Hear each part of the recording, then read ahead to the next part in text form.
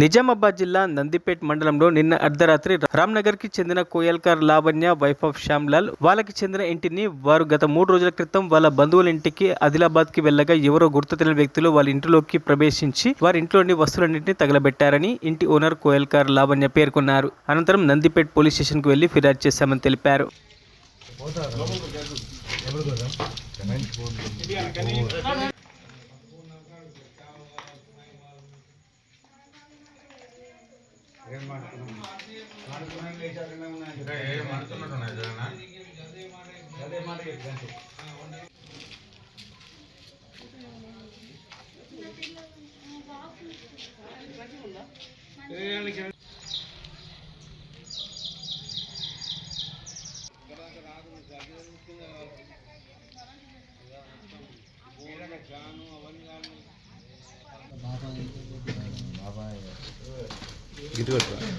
अरे सर अब्बा ఏం తెలియదు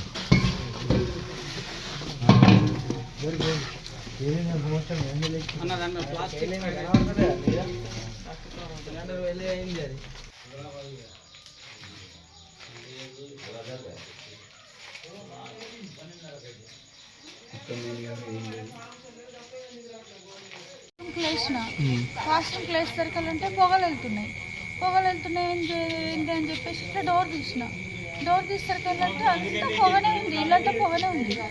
నేను బకెట్ తీసుకొని పోయి ఇంకా వాటర్ వెళ్తా అని